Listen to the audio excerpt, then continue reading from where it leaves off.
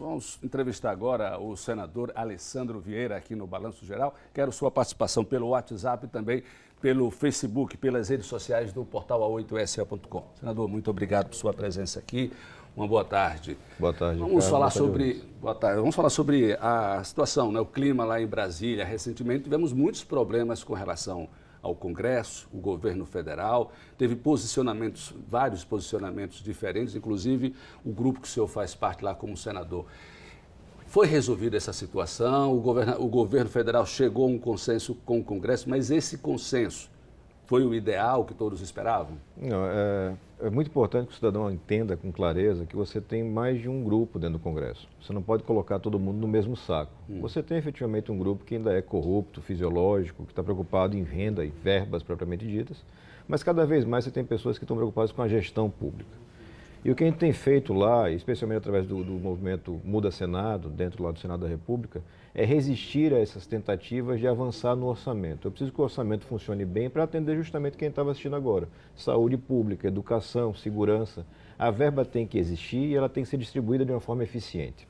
O que foi alterado, colocando uma parcela muito elevada de recursos, 30 bilhões de reais, na mão do relator do orçamento, que é um deputado federal, para o ano passado, esse ano agora será um senador da República, isso gera uma ineficiência, gera um risco para que esse recurso não funcione, não transite na velocidade e da forma adequada. Esse dinheiro indo para o Congresso, esses 30 bilhões para o relator, iria inviabilizar o governo federal? Com certeza, seria uma dificuldade muito grande para a gestão. E a gente levou muito claramente para o presidente Bolsonaro que ele não tinha necessidade nenhuma de fazer acordo com esse grupo fisiológico. Infelizmente, ele fez um acordo. Ele pode fazer live quantas vezes ele quiser dizendo que não fez, mas fez e assinou. Ele repassou 20 bilhões para que esse grupo mantenha essa forma de controle que não é eficiente, que é prejudicial para a gestão pública. Então a gente vai, objetivamente falando, nesta terça-feira, amanhã, está lutando lá no Congresso Nacional para manter o recurso na mão do governo federal. Você não pode fazer essa transferência pura e simples porque gera um prejuízo muito grande. Não é uma batalha fácil.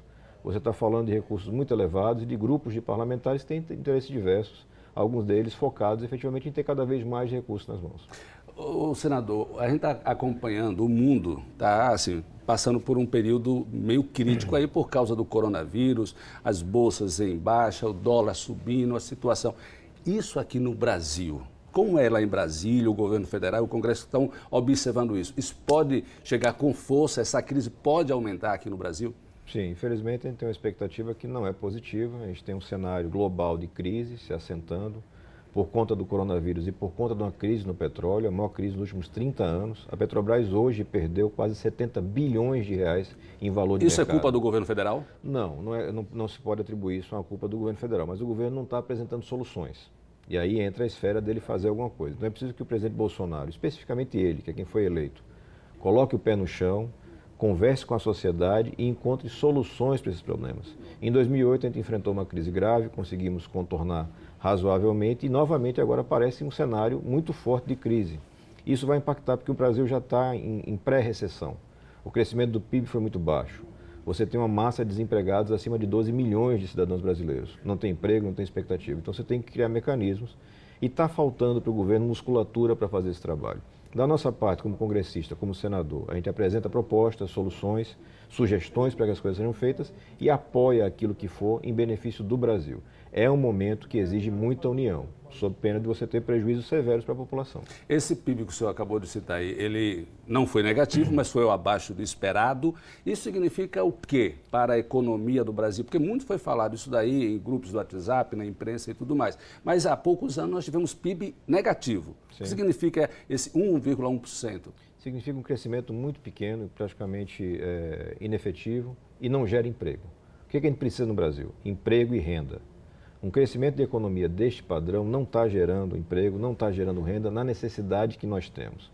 Não é fácil o desafio do governo. O governo tem um desafio muito grande. Você tem que padronizar e avançar com reformas, aproximar mais a sociedade, sair daquela discussão ideológica boba que você perde uma energia e um tempo gigantesco enquanto os problemas não são resolvidos. O que nós precisamos no Brasil, seguramente, é avançar para taxas de crescimento acima de 2%. É o mínimo para você ter um país como o Brasil rodando de forma virtuosa. A gente está bem longe desse cenário. Tivemos reuniões muito importantes na semana passada e teremos novamente nessa semana nesse ponto, economia. O que a gente pode fazer para interferir de uma forma positiva para abrir espaço para que o mercado possa produzir mais. Eu vou dar um exemplo muito simples. Ele apresentou semana passada um projeto de lei, mudando a estrutura bancária brasileira. A margem de lucro, para simplificar para as pessoas, a margem de lucro do banco brasileiro é muito maior do que a média global. Mas muito maior mesmo, não tem comparativo com nenhum outro país do mundo. Anualmente os bancos têm lucros absurdos. Lucros astronômicos e a economia está embaixo, não faz sentido. Então o que a gente faz? Apresentar uma demanda por aumentar a competitividade. Eu preciso de mais bancos atuando no mercado para que você possa baixar a taxa de juros. O cidadão brasileiro e o sergipano precisa de quê? Crédito mais fácil, mais viável e apoio técnico. Se você der apoio técnico e crédito, o cidadão vai empreender, vai gerar emprego, vai gerar renda. O que seria isso, mais bancos? Novas marcas de bancos, seria isso? Sim, você tem hoje no Brasil 5 bancos tomando conta de mais de 80% dos empréstimos.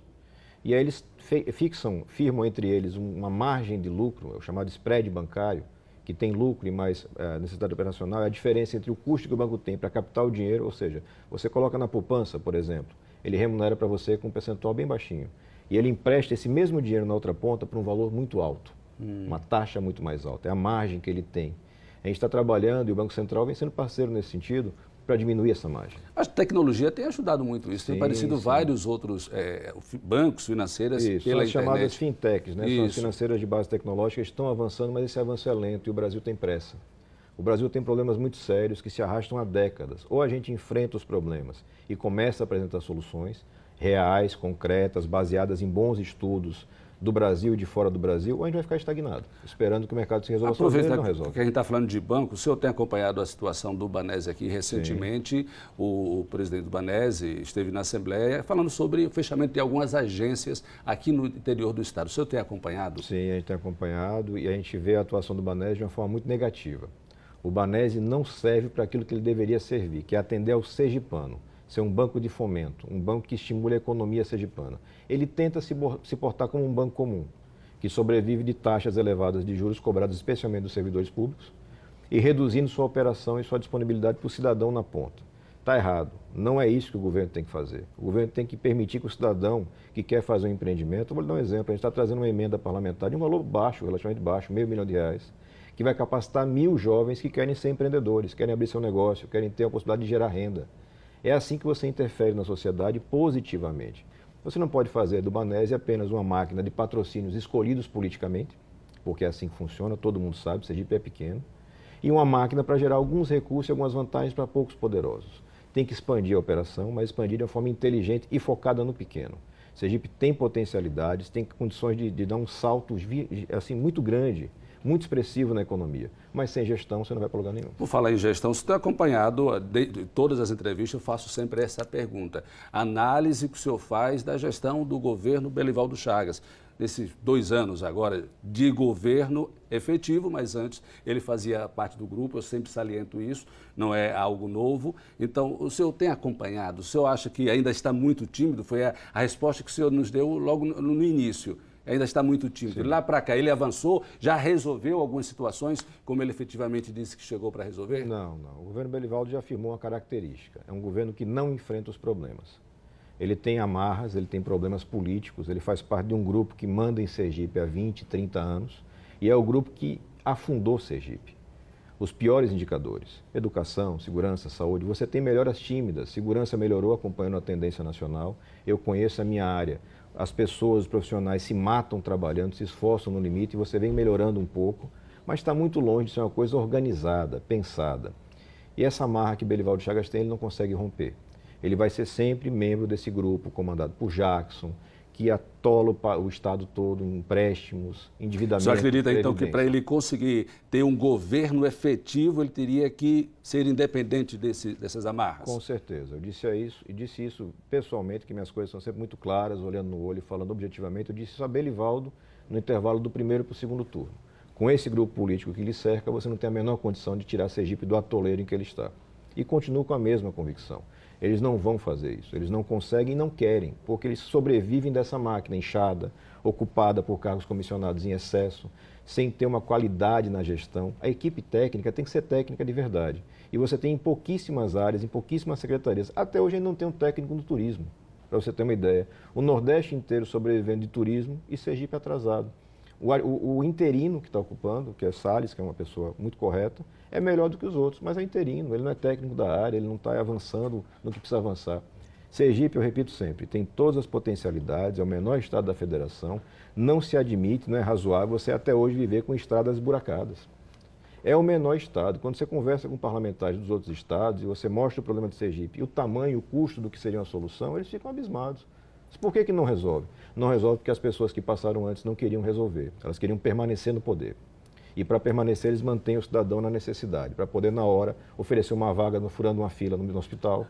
E essas coisas todas que a gente conhece da vida aqui de Sergipe. Obrigado. Nós entrevistamos aqui, só para encerrar, senador Alessandro Vieira, você acredita que este ano é um ano de eleição municipal em todo o Brasil? Isso vai atrapalhar a economia do Brasil, a economia do nosso estado? Bem rapidamente. Atrapalha com certeza, são eleições a cada 2 anos e a gente sabe que o político para de trabalhar e vai cuidar só da eleição. A gente vê obras que são populistas, obras eleitoreiras, feitas de qualquer jeito para tentar maquiar um resultado e convencer e enrolar de novo o eleitor. Essa é a nossa vida no Brasil e a gente está trabalhando também no sentido de mudar isso, unificar as eleições e dar um prazo maior de estabilidade para a gestão pública. Muito obrigado, senador Alessandro Vieira, por sua participação aqui no Balanço Geral.